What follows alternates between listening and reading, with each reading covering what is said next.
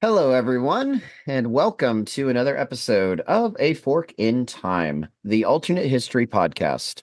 You are listening to the voice of one Evan Buck.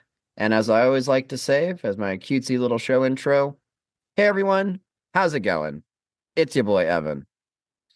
Today, I am joined by two intrepid co hosts. We are going to be talking about the last of the topics that we have chosen to engage in for Murica Month. Joining me for this star-spangled adventure is, first of all, my good friend, Kai McAllister. Hello, hello. Good to be back for another episode, joining in at the tail end of Murica Month. Yes, indeed. And then we have my uh frenemy, friend from across the country, also joining in as well, Chris Capola. Hi, good people. Now that it is officially an episode underway, let's talk about what we are going to be forking around about today. And Chris is just shaking his head at me right now. He's like, I don't like what you did there. But be that as it may, we are going to be discussing the last of our four topics, like I already mentioned, which is what if the British had won or stalemated or in some form or fashion had changed the outcome of the Battle of Saratoga. And Chris will be the one who will be mainly leading the charge on setting up the fork. Chris, how about you take it from here? So basically, here's the history of what did happen at Saratoga. I find it really interesting how often we've talked about the Hudson River in this series because it's where West Point is, which is where Benedict Arnold tries to sell out. It is very important. Hey, where's the Hudson River lead? Uh Battle of Brooklyn. I promise I'm not going to give too much like family geography, like subway lines when it comes to this one. Subway doesn't run up that far. The GOB gene is in me is screaming right now. But basically, it's so critical, and the British keep trying to they have this idea that if we can just cut the Hudson, we'll cut off New England, and we won't have to deal with the Pats fans. That's what they're going for. Noble goal. Nobody wants to deal with them. I mean, hmm. I'm now reimagining episode art for like George Washington with all the rings. However, um, and again, these kids they don't remember when the Pats were horrible. That's true. It's true. Anyway, It's only the stuff of legend. I did not personally remember living through it. Dan Jones, Google Dan Jones. Anyway, um, at this point, they have New York. We just got done August of 1776. They've taken New York. They basically make a critical error and go to New Jersey. Never go to New Jersey. Nothing good happens in New Jersey. That is why New Yorkers have such horrible attitudes, because if they ever see light at the end of the tunnel, it turns out to be New Jersey. Um, but Trenton happens. And at this point, this is still kind of the point when you had the campaigning season, where like April until September, October is when you fought wars. So what you have is the British come up with a plan for the spring, summer into fall 1776 to finish off what they started, officially cut the Hudson, and cut off New England. The way they're going to do this is they're going to have one army come down from Quebec. It's really interesting that I, by the way, this is not actual, like, why they did this, why this person did it. It's kind of interesting that the commander of that army, it just hit me, Burgoyne, has the French sounding name coming out of Quebec. Yeah, that is quite interesting. It definitely wasn't a name that struck me as distinctly British. Um, General Howe, who just won the Battle of Brooklyn Heights, Battle of Long Island, etc., that we got done talking about last episode, initially is going to come up the Hudson. Burgoyne, coming out of Canada, is going to come down. There's a third force, St. Hilaire, that is going to come from like the Buffalo area, kind of Ontario, over, and they're all going to kind of converge in the Albany area, and that will secure the Hudson River for the British. St. Hilaire doesn't make it. He gets caught up actually fighting a siege against a fort that Benedict Arnold, who's going to come back into this, winds up breaking the siege in Western New York. Howe decides that I don't actually need to follow the plan. I'm just going to go off and do what I want, which is land in the Delaware area and occupy Philadelphia. Constantly this British idea of like, we take the capital, they have to surrender, right? So we don't need to worry about anything else. We just take Delaware, we chase out the Continental Congress because they can't move. Anyway, In um, other words, Howe was basically telling everybody to trust the process. don't even get the reference. I'm sorry. NBA Oh, 76ers basketball. Yeah. I digress. Continue. Just forget that happened. sure. So basically the only person actually doing what they're supposed to be doing and trusting the process, I guess. You know what? If we're going to get to if we want, I'm really picturing like Bill Belichick as King George III. Do your job. The only person doing his job is Burgoyne. He's following the plan, coming south from Quebec into like the Hudson River Valley.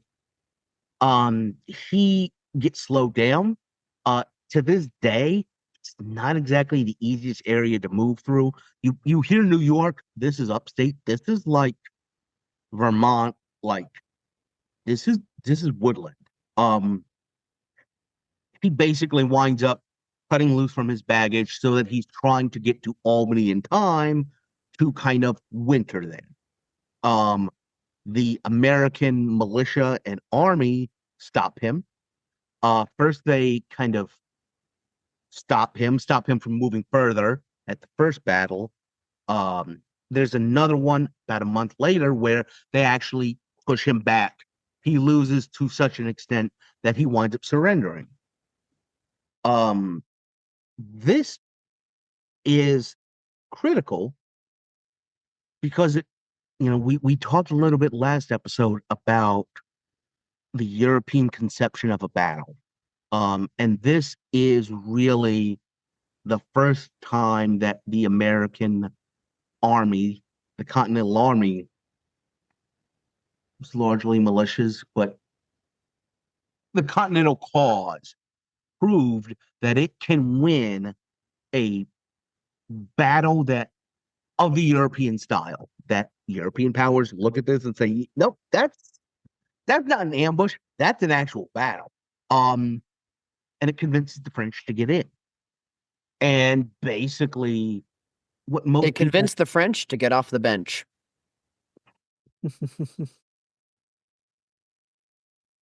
and actually not surrender like 3 months later. Um, I, I had to do that. But basically, like this is the critical turning point because from here on, basically looking at it, people are like, okay, the Americans actually have like a world power backing them. And once you have that, later on, the Spanish and the Dutch get into this. The British are now worrying about their colonies in the Caribbean.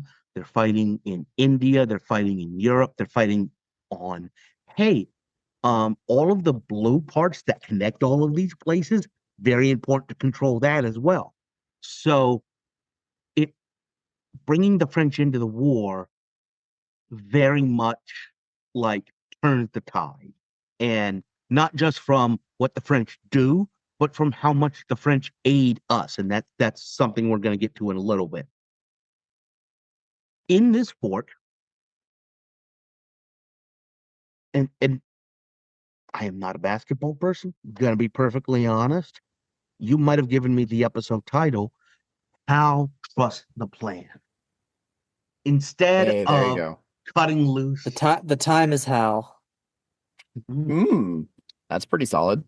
Instead of cutting loose and going after Philadelphia, Howe follows the Hudson up.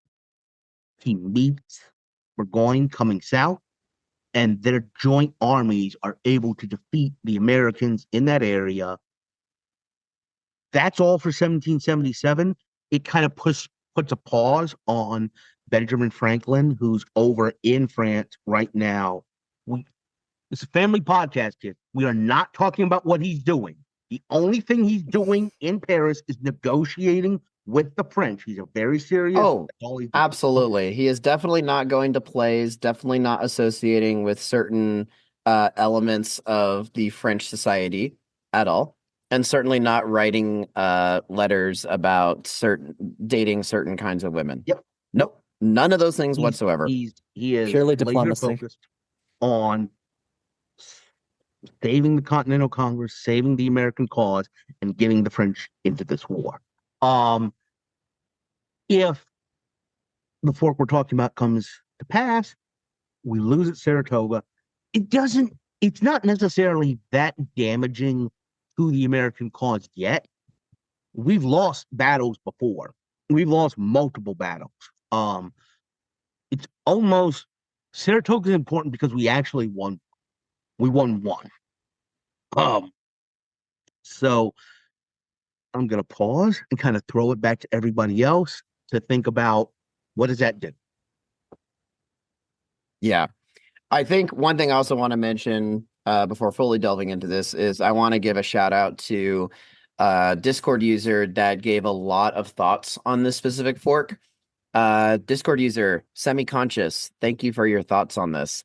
And I'm just going to read a brief little excerpt from what you posted, and we can maybe have this be kind of the point of departure that we can start discussing. But to quote you, you said, I think the Saratoga one is interesting because I'm not really sure how it affects the war. More likely, you simply get a longer, more drawn-out war. Howe had already sailed to Philadelphia by the time the battle occurred, so I don't think there's any chance Burgoyne ever makes it all the way to New York. If he does, I think that the British come very close to winning the war on the spot, as the North would be effectively cut off while Howe occupied the hotbed of the rebellion in Philly.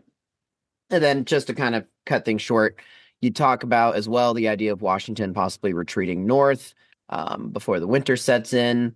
Then Burgoyne might actually end up wintering in Albany if they win this conflict. But essentially your idea is Washington would probably have gotten the better of Burgoyne somewhere eventually. There are some other interesting thoughts you shared as well, including about how the French alliance is significantly delayed. That's one I think is I think a very likely outcome of this fork.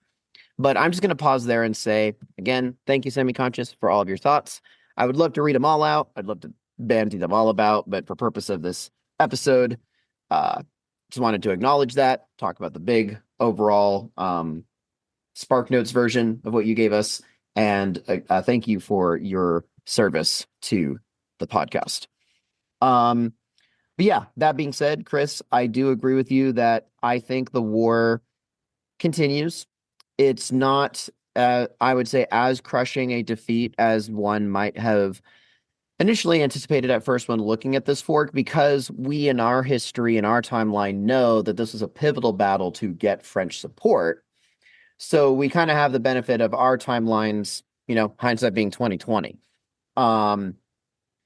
But yeah, Chris, you do present a good point that there isn't really, at least from the perspective of the colonial cause, it certainly isn't a great thing by any stretch.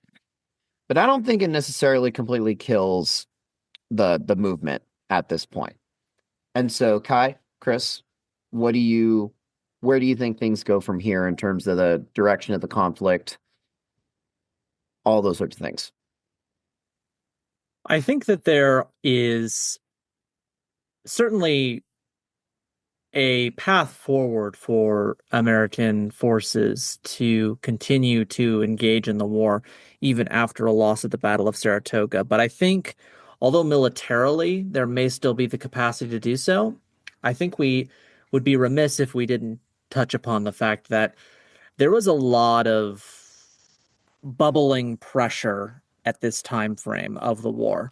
A lot of exhaustion and a lot of uncertainty surrounding exactly how this war was panning out and what exactly the end goal looked like. I mean, we had the signing of the Declaration of Independence, so there was some clarity on what we were intending to achieve, but it wasn't entirely clear at that time. Again, hindsight 2020 now, we understand exactly how it transpired, but at that time there wasn't really an understanding of how we would maintain separation from the British. There wasn't necessarily a conception that all 13 colonies would do so, although there were representatives who signed it. There was an appetite to get this, as there always is, an appetite to get this war concluded. And so I think there might also be, I'm not going to necessarily say this will be the case, but I think we should probably toy with the case that Continental Congress is moved by external pressures to consider negotiation with the British following this Battle of Saratoga going south. Um, Metaphorically, not Yeah, actually. metaphorically, not literally. Yeah. Yeah, So I think that we should consider that. We should at least chew on that a little bit. I think that's good. Yeah.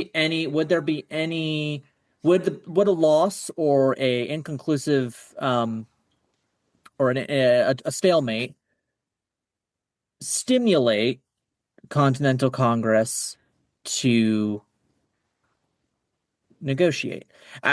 We should point out that after the victory at the Battle of Saratoga in our timeline, the British rather keenly sent a delegation called the Carlisle Commission to negotiate a peace because they want to negotiate a settlement. The Americans are of course high on their victory. French are on the way. There's not really much of an appetite to treat with them, and so it goes nowhere. But if especially in the case of a stalemate, would there now be an appetite for Continental Congress to hear out the Carlisle Commission? Why or why not? Well, and I think that's an excellent question. And I will say, for purpose of the podcast, we'll refer to it as the Carlisle Commission. Keep in mind that it only Yes, right. came It's not about technically, yeah. because, right, it only came about in our timeline because the British lost Saratoga. So just we'll use it for shorthand to mean the British will send over some terms of peace that are probably fairly generous to the Americans, like they were in our timeline with the Carlisle Peace Commission. Um, I think that there might be a little bit more of an appetite for that on the side of the Continental Congress. But I think where we're going to have to take a step back is ask ourselves, why would the British who just won Saratoga decide to try and offer and extend peace terms to a military that they just defeated fairly resoundingly? By That's the kind way, of that's my central question. by the way, it's not just Saratoga. Why would they extend this to a force that has never actually stood up to them for anything? Yeah, We chased exactly. them off of bunk. By the way, not to drive too fine a point home. We actually wound up leaving Bunker Hill. We drove them off of Bunker Hill. We drove them off of Brooklyn Heights, chased them across New Jersey. Anywhere our army actually shows up to march, they don't stand there very long. So it's not just one battle. Right. Again, Saratoga is important because we showed we could win. One, we hadn't won anything up till then, and I really don't see the British like being generous to, because, if you look at the British style of warfare, they don't do very well at the beginning. Eventually, they just wear the other person down. I think they're very happy trying to wear the Americans down. Um, the other thing here is to kind of draw one more distinction. I almost jumped on you, Connie, when you said move the Continental Congress. Um, you were talking the like spirit of the whatever metaphysical. I'm talking about physically. Howe made a decision. He went to win the Battle of Saratoga. He did not go for Pennsylvania. He did not go for Philadelphia. So Continental Congress is still there. Basically, um, George Washington is still kind of in the Pennsylvania, New Jersey, Trenton area because the British haven't attacked in the South. They decided to go for the Hudson. That's fair. Yeah. So I think, and especially because, yeah, Semi-Conscious did talk about this possibility of the Carlisle Commission being extended and Americans accepting. And I'll just say, for the benefit of our audience, I think it would be quite fascinating. And I don't think we've done an episode on the Carlisle Commission being accepted. I don't think we did. So for me personally, I think it'd be really fun and interesting to go down that path.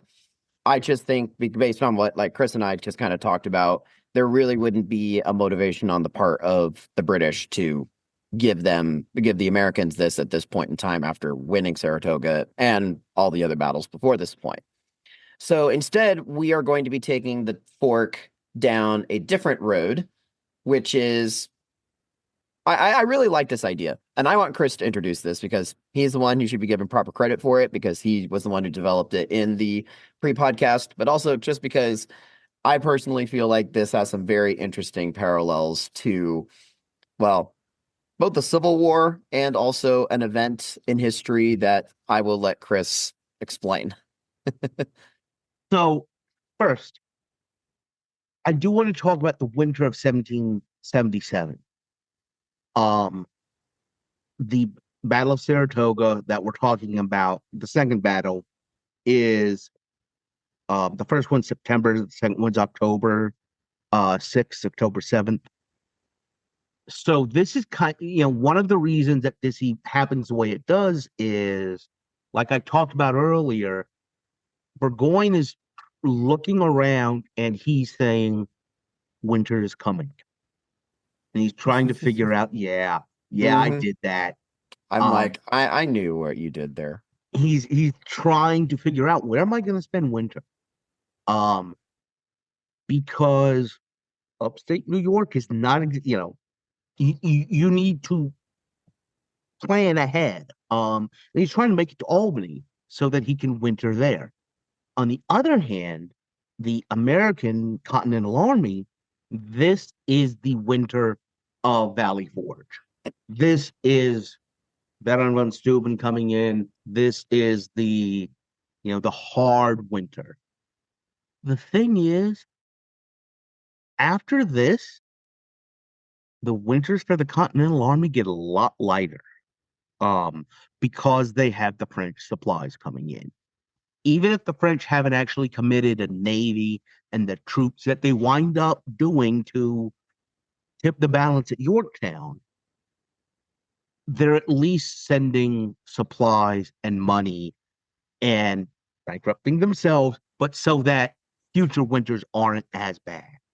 The idea, but to shift gears to the situation that Washington is going to be in, and we danced around and we're trying to give you people some variety here. Last episode, kind of Washington abandoned like European linear, basically Napoleonic tactics. We weren't sure if he was the person. We kind of talked about a guerrilla option last time. This time, he is going to stay as like the European officer that he was, and he's going to keep trying to find a place to fight a battle. He's going to keep trying to figure out how can I set up one battle, and if I can just fight one stand-up battle with the British, it will convince the French that we're a real cause. We could actually pull this off, and they'll come in. What I set up is that sounds a lot like the thought process for Robert E. Lee in both 1862 and 1863, in that Another Virginian general. another Virginian general, in that I'm gonna have to gamble. Like, I can't just stay here. I have to gamble my army. And by the way, this is an interesting thing we talked a little bit about. One of Washington's greatest strengths is that he preserves his army. He has always preserved his army through all of this.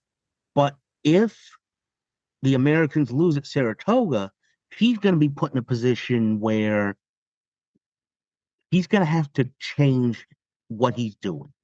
He's going to have to go on the offensive and try and find somewhere that he can actually beat the British in a single battle. In the context of the American Civil War, that is what Antietam tried to be. Didn't work out that way. That's also what what Lee was trying for at Gettysburg. Didn't work out that way. He's basically just trying to win something that will allow the Europeans, in this case just the French, but in Lee's case the British and the French, to recognize this rebel cause, come in, and it changed the entire geometry of the war.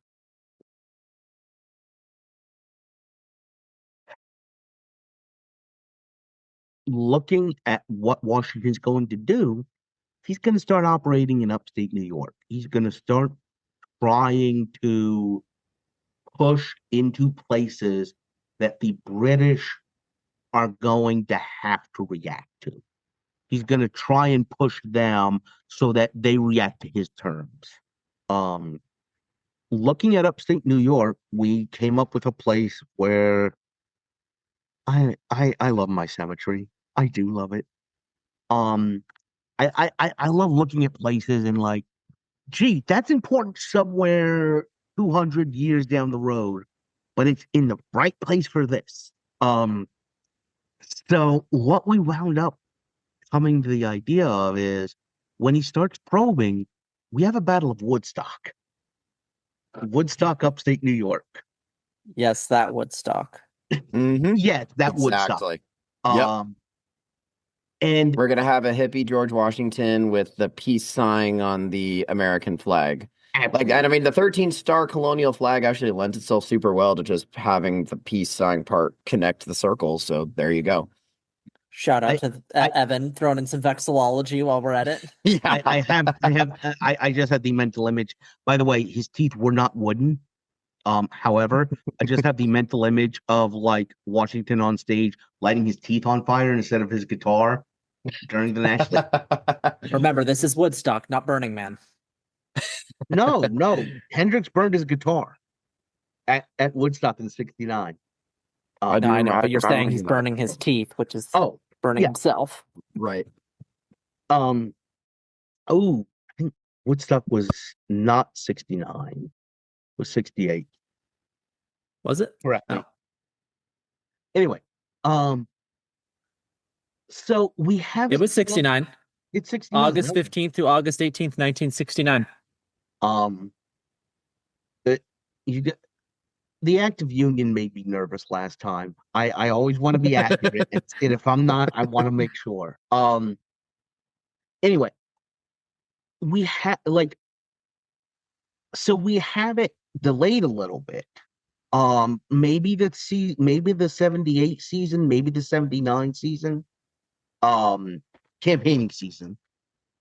I think it would probably be into '79 because, again, like and by the way, I'm going to throw this to other people to see what you have to say. I find it a little hard to believe Washington would do this. Washington's not the man I want to do this because he is, like we talked about, he preserves the army. He's not the person who like picks a fight. He never picks a fight. He doesn't like take a place where you have to come get him. So I want to talk to other people about like the perfect person for this would probably be Arnold. I was just about to say, like, this seems like something that just screams Benedict Arnold to me. But then I have to ask the question, are we decommissioning Horatio Gates and Benedict Arnold, both of whom took place in the Battle of Saratoga? So Benedict Arnold was injured in the knee, I think, during the Battle of Yep, Saratoga. leg. If we're in the leg, yeah. if we are saying that the British are victorious at the Battle of Saratoga, what are the implications for Horatio Gates? What are the implications for Benedict Arnold? What are the implications for their, I think it's 15, 20,000, 10, Mhm. 20,000 Well, Horatio Gates strong. had like I think like 6,000 men by the end of the Battle of Saratoga, and if I remember right, Chris, and you can correct me on this, but Benedict Arnold basically was kind of coming up as like reinforcements, Yes. right? So I don't Kind So of. It was more, it was kinda- like he was doing like secondary charges. He actually ignored Horatio Gates's orders, if I that's remember yeah, that's the correctly. point. Like right, Yeah. yeah. basically, so at the first battle, um, he, they fight, whatever. Basically, they turn back the Brit. They turn back Burgoyne. In this scenario, that still happens. It's just the second battle is changed because Howe comes up at support. What happens in our timeline is basically, are you guys familiar with the nickname of Horatio Gates? Oh man. They I called him Granny Gates. Yeah, I was gonna I say do I remember hearing that at some I point. heard that somewhere along the way. That's There's a because reason. yes, like I talked about Washington wanting to kind of maintain his forces. Gates just didn't want to move. He kind of had this idea He was the John C. Breckinridge of the Revolution. of like, I'm gonna hold this, you're gonna have to come and dislodge me, but I'm not gonna actually make you do anything. Um, and what wound up and basically Can't lose a war if you don't fight it. Gates thought that um Arnold was a bit of a glory hog. Not gonna say that's a wrong assumption, but he removed him from command. Literally, he's just a general sitting around the camp with nothing to do on the morning of October 7th for the second Battle of Saratoga. Which is of relevance because people will hear the name Benedict Arnold and they think of him for being a turncoat. And it is this event that, in part, causes him to break away. Start drifting over. Yeah. Offended at the prospect of being removed. Because, well, two things. One, he's offended at the process of being removed. The other thing is, in the actual historical battle, again, he has no role, but he literally just shows up on the battlefield at the critical point, at the critical moment, and leads a charge of people to dislodge the British, break their line, and personally win the battle. And a lot of what you're talking about, Kai, is in the American perception in the press. Who won that battle? Who Horatio Well, Gates. Granny Gates got the credit and not that's Benedict Arnold. that's what did it. The fact that I got shot in the leg winning this battle, and you're gonna give credit to this guy, um, not to cross too much of our continental American British. This strikes me a little bit for those of us that are familiar with the movie Patton. Um, kind of a Arnold as Patton and Gates as Montgomery, a little more conservative of a leader versus somebody who has it's literally been removed from all command, comes in and wins it, or comes in and feels like they've won it. I think is the best way to put it. But Yeah. Okay. To get back to the question that you actually asked me about 45 minutes ago, and I know it wasn't actually 45 minutes ago. I'm keeping an eye on that time. What happens to these leaders? Did you mean to say 45 minutes ago or 4 to 5 minutes ago? I actually think I took that like closer to 7. However, what happens to these two commanders? Well, victory is 1,000 fathers, defeat is an orphan. If you actually don't have any official position in a battle, you very much have no problem with Gates taking credit for the that guy lost. It was him. It's his fault. And so I think Gates gets blamed for it. And we're in a position where Gates might be removed, and you might have Arnold in command of troops. Again, like we kind of hinted at, like Arnold is the kind of leader at this point that you actually want trying to do something like this, because he might actually be able to pull it off. And Washington would be a very sympathetic person. I mean, even in our timeline, he was the main guy who was trying to get Arnold the credit that he felt he deserved.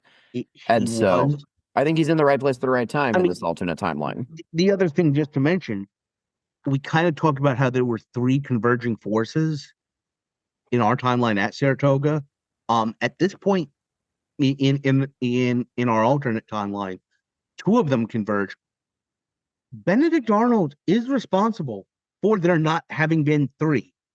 He breaks the siege out in Western New York and then books it over to the Albany area in time for this second battle. So he's doing a lot at this point. Let's also not forget to shout out Daniel Morgan. Yes. Who was also involved in this battle and of relevance to this. I would argue that he actually was instrumental because, of course, he was pioneering sharpshooting and was responsible for wreaking havoc on British officer ranks. So we have to consider him as well in this whole picture. I'm not even, and I will say, I think Morgan's riflemen are in the right area. This is an area that does kind of lend itself to what they're doing. Just to kind of explain a little bit of and I promise I'm not going to come up with maps. I did that for 1 episode. I will never do that again. What you're talking about, before Arnold took the field, what happened is the British weren't advancing on American positions. There was one column led by a general named Fraser that was looking like it might actually break the American lines, until Fraser got shot by one of Morgan's riflemen. Basically, we're not going to get into the ballistics and what is a rifle versus what is a musket. These were longer range rifles, and they were more accurate. And one of the things that Morgan did, and all riflemen did, is with a rifle, you could hit a person. Trying to remind, getting back to the Patriot, aim small, miss small.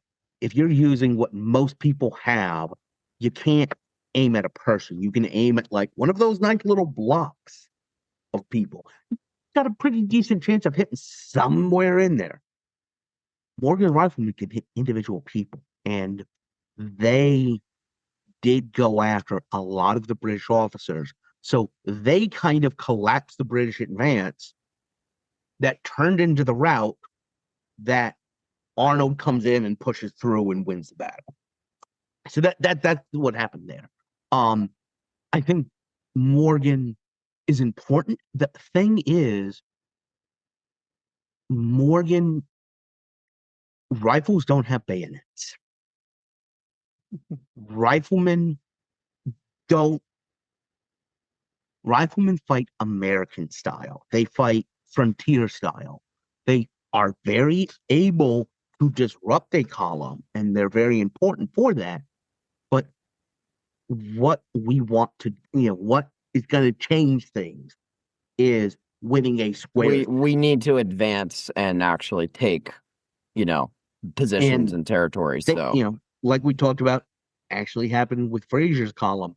They can disrupt, but then you need the kind of traditional line continental. You need the army. follow-up. right, exactly, yeah. So I think this all presents a very fascinating scenario, which is leading to General Washington Lee looking for a place to poke and to prod. We, Chris, you basically say they have the Battle of Woodstock.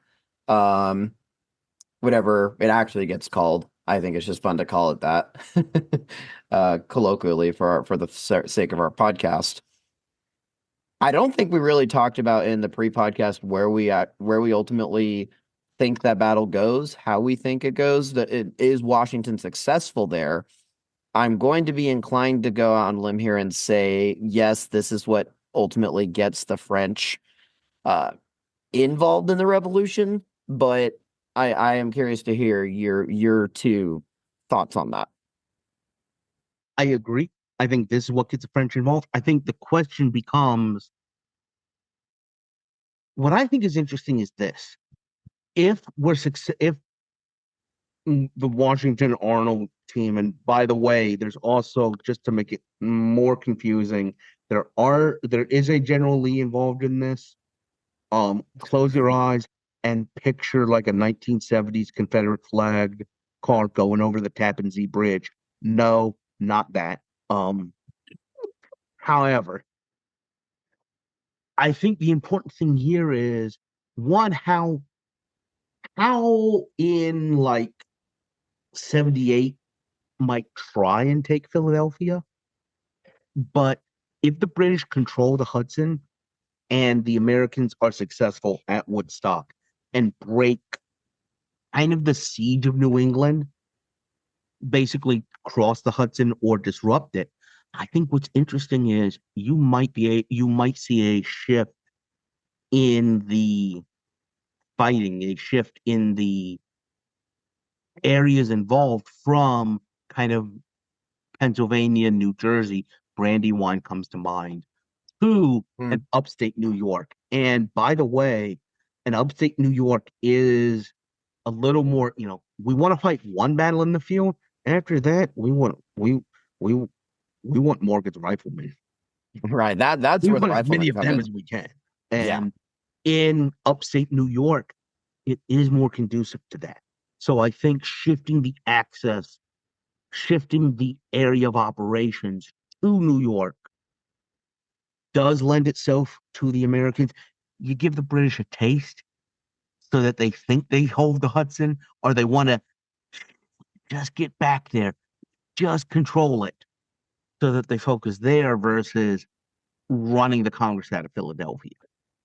So basically, if I'm understanding this correctly, General Washington is selecting very surgically the Battle of Woodstock as a way to kind of poke and prod the British into giving Washington a conventional European style victory so that emissaries in Paris, ambassadors in Paris can use that as to say, hey, look, we're successful.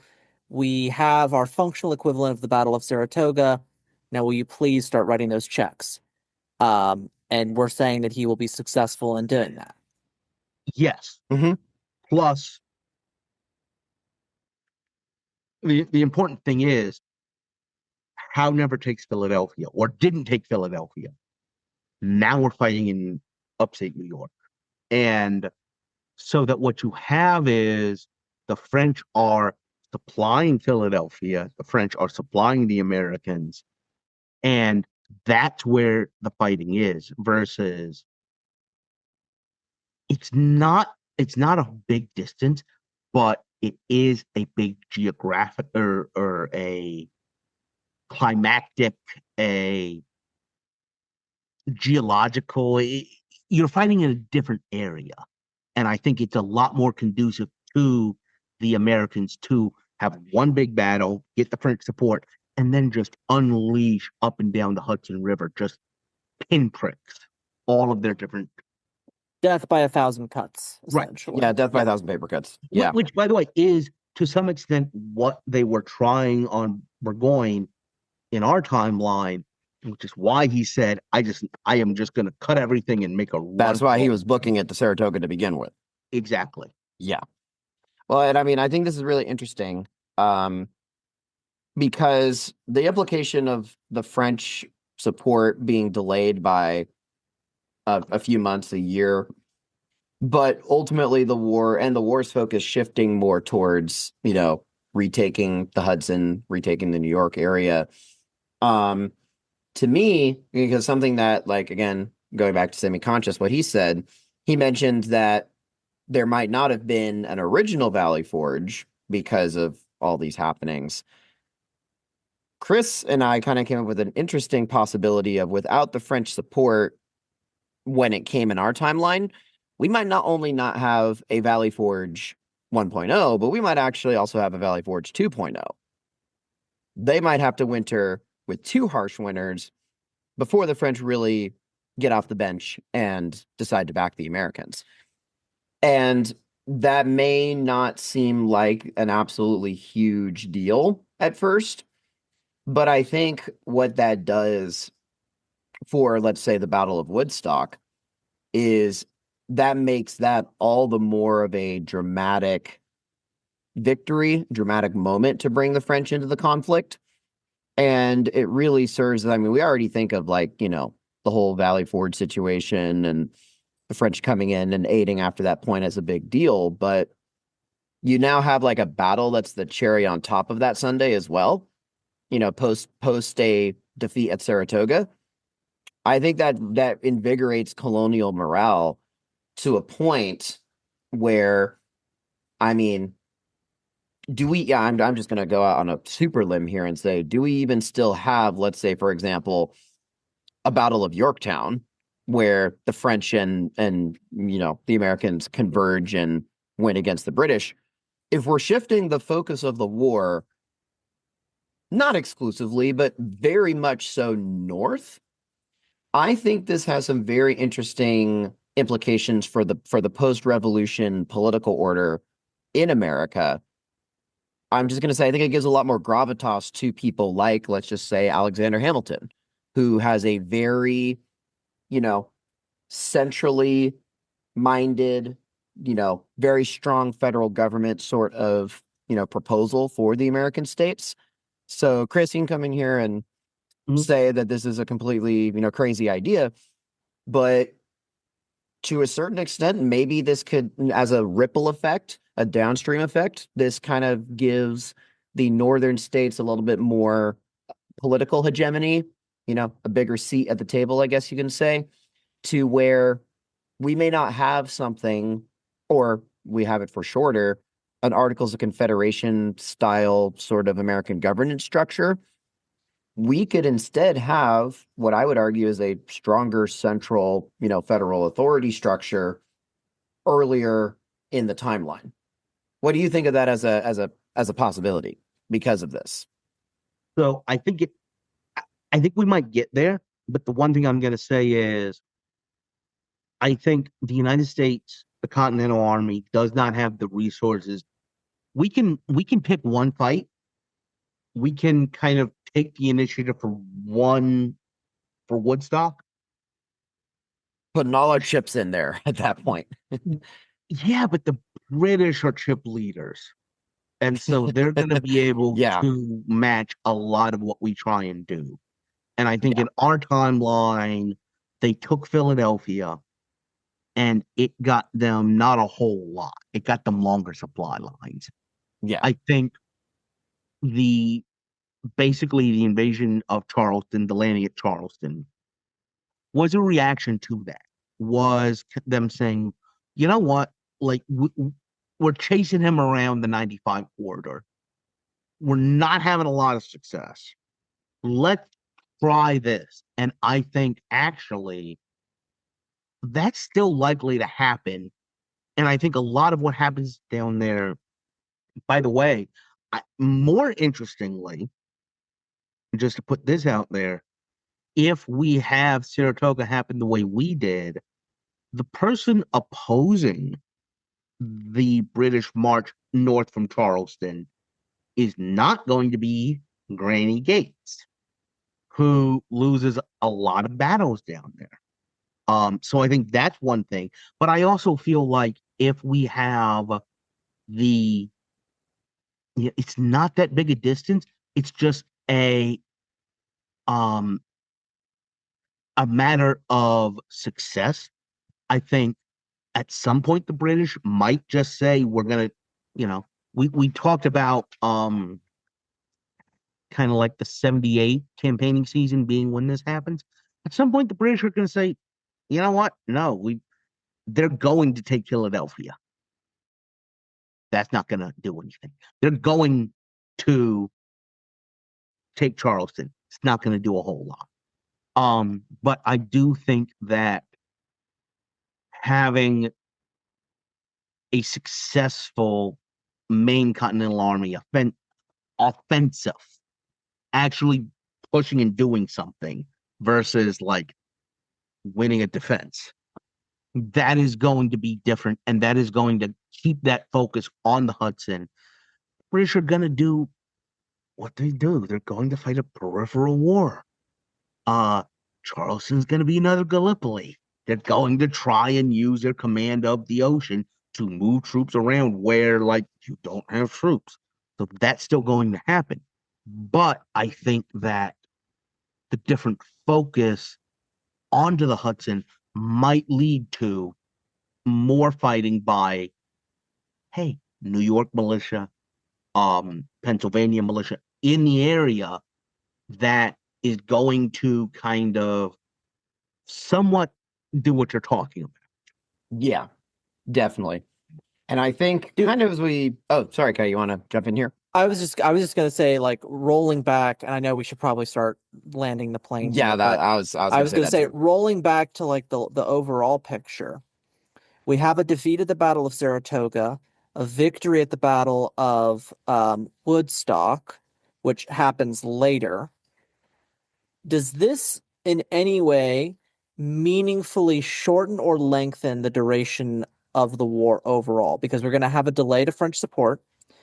So I think that makes an almost ironclad case that it's going to extend the duration of the war. But I'm just curious to see if there's any other things that I'm missing as to why it might be shortened, or if we think it's going to be lengthened. And does anyone want to postulate as to how much longer it might be lengthened? Because again, Saratoga happens in fall of 77. And when are we placing Woodstock? Maybe I missed this. Are we placing it at the same time, like the same season, or are we placing it No, in no, no, no, spring no. of 1978 or Like 1778? 78 at the earliest. I was honestly going to give it.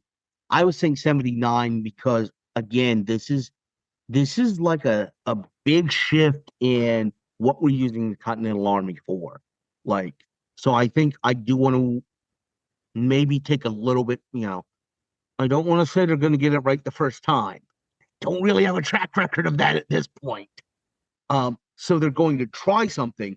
I think it works 79. I do agree with you that it might lengthen the war.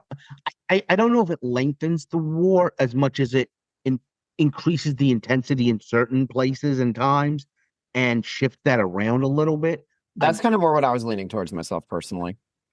Like it is, in our timeline, it's generally kind of in a ring around New York. You have like the Battle of Rhode Island, you have fighting in Connecticut and in New Jersey. I think if you shift that a little bit north, again, it's not a big difference. I think it will, by the way, scare the British. It might be a situation where they're like, oh, the Americans can actually attack we need to go ahead and speed up the plan for the invasion of the South if you look at it, what battle of the American Revolution did the Continentals instigate? Um, N- Not a lot. Not many. Not, yeah, Not that I can think there's of. not really very many you can name. Right. If we show the British we can actually take an offensive, like take that initiative to them, they're gonna. I always tie into different things, but like if those of you that have seen the like 1970s Midway, it kind of paints, hey, the Doolittle, it draws the line from the Doolittle raid scared the Japanese to like the Americans can actually launch offensive actions against us. We need to finish them at Midway. I think that's kind of going to be what the British will do. So it may not But even will be. it end up like Midway? Because in the Battle of Midway, of course, that's the death knell for the Japanese Navy. How did the British because so I'm thinking, okay, if the British are scared by this, Mhm. they're going to redouble their efforts. There's going to be more, and again, French support is delayed, so there's going to Yes. be more intensity that could. And I don't want to derail at the Sure. the last No, that's hour. my job. I don't want I to was gonna do. say that I you're have taking to over leave. Chris's job. This is the Kai bomb, not the Chris bomb. Yeah, the Kai bomb But is just the to be being clear, dropped. I am not suggesting that the kind of shift we saw at Midway happens in this war. I think it's It's a just the useful analogy I'm allegory drawing is analogy. No, just Yeah. no, I understand that, but what I'm yeah. saying is that I'm reversing the analogy, so to speak, in that Midway is colossally destructive for the Japanese, but if they were perhaps more strategic, less suicidal, as the British are, then they might have actually been successful. And if they were successful, it would have been a completely different scenario. It would have been the Japanese now have a foothold in the Pacific that is very powerful in the U.S. Navy. Again, I don't want to belabor Sure. the allegory, but what I'm Yeah. asking is if the British are scared, all the Doolittle raids, do they redouble their efforts and overwhelm the Continental Army before French support can reach the shores? Because if that's the case, then we might have a very different timeline precipitating on our hands. And I'm just curious if how we avoid the Continental Army getting overwhelmed by redoubled British interest in defeating them. Well, I think what you wind up happening is one, even if they send more support, it goes in the Hudson. Two, they launch the invasion of the South. They are successful at Charleston. They wind up, if you look at it, they basically go to like the Norfolk area, which is Yeah. where Yorktown is. It's the far southeastern corner of um, the Virginia. state of Virginia. Yeah. I think what you wind up having in this scenario, because you have delayed French support and more of an impetus for the British to go for those kind of knockout blows, um, they successfully march north from Virginia so that you have fighting along not to get too analogous here, but all of those rivers, the Rapidan, the Potomac, all of the rivers between Richmond and Washington. Um, and so that they are trying to basically pincer Philadelphia. And I think what you might have is when the French do get involved, them actually holding one of those river lines. I think that's kind of how I see this playing out. A I see. Yorktown further north because the French have been delayed. I see. That makes sense. Yeah. I think overall, just to take this a slightly different direction as we start landing here, is just another last, I guess, is like kind of my main last thought I'll contribute before we close things up is I think it'll be interesting not only thinking about how heavy the emphasis on, victories in the North would become and how that pertains to what happens with, the American style of government and system of government after the revolution is won. But I also think this does change the tone and tenor of how we remember the French involvement um, as well. Because, I mean, in our timeline, essentially the French, for all intents and purposes, became mostly heavy suppliers and financiers of the war. And, we have our Lafayettes, we have some troops that are being contributed.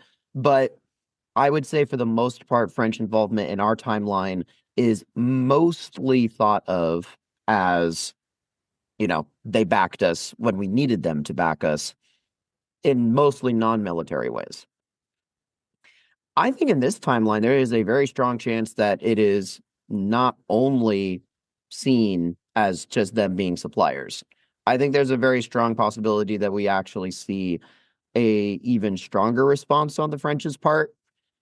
One, because they recognize that the American position is a bit more fragile at this point.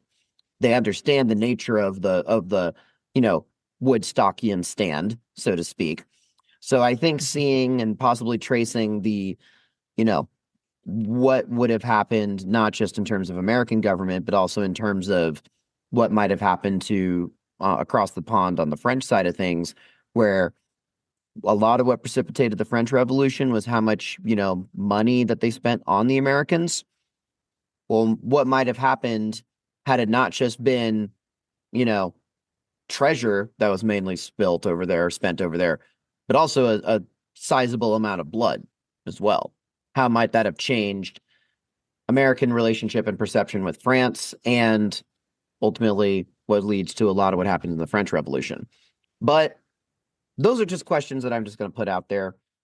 We could technically go as long as we want, but we try to keep things around an hour and 15 minutes here on A Fork in Time. So I'm just going to leave those postulated to the ether. And if you gents want to speculate on that, agree or disagree for a bit, that'll just be my primary last contribution to the show before we end things.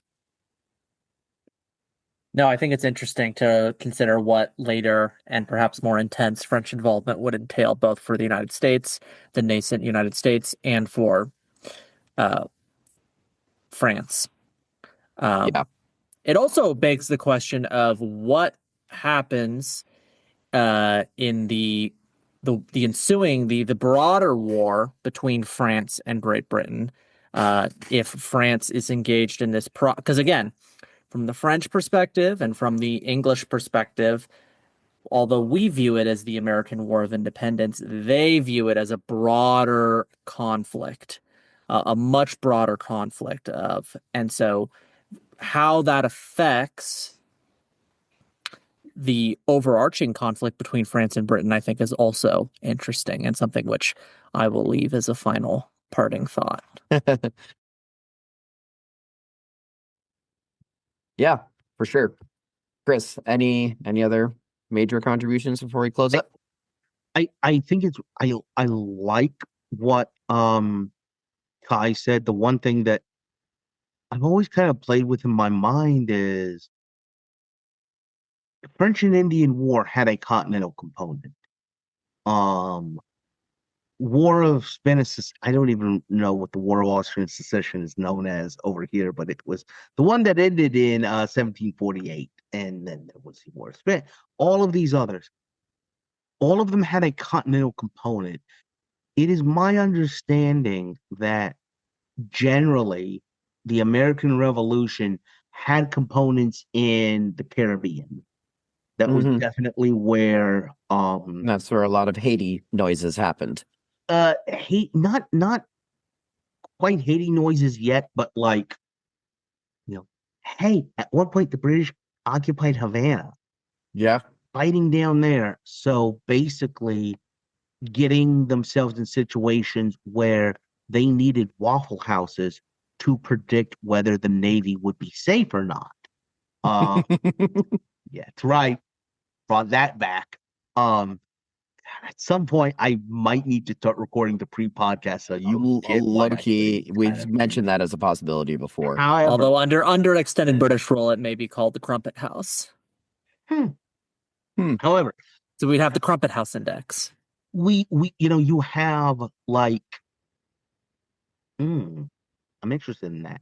You have fighting in the Caribbean. You have fighting in like the sea lanes, India. You don't have the Austrians and the Prussians getting dragged into this, and like basically middle Europa like getting screwed around.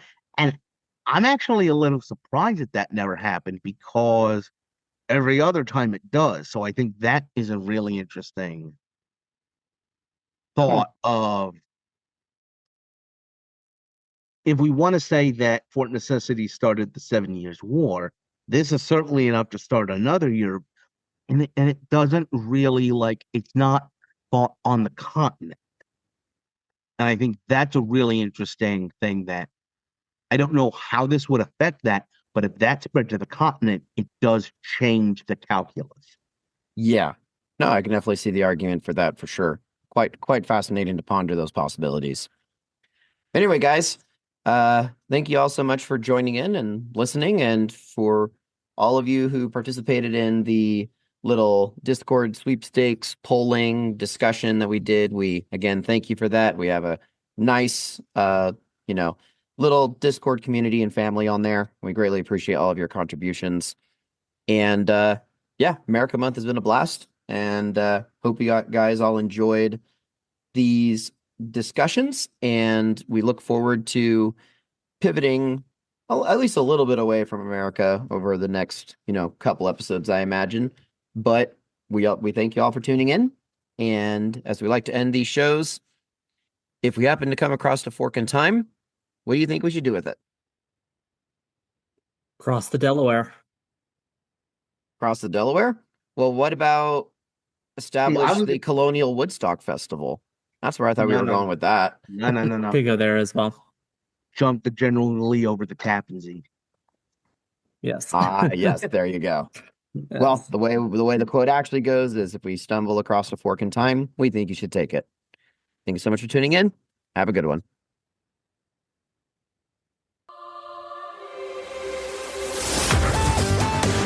Thanks for listening to A Fork in Time, the alternate history podcast. Learn more and provide feedback by visiting our website at www.aforkintimepodcast.com. Connect to us on Facebook at facebook.com/aforkintime, or follow us on Twitter at AFIT Podcast. If you want to support the show financially, visit our Patreon page at patreon.com/aforkintime. We hope you will join us next time.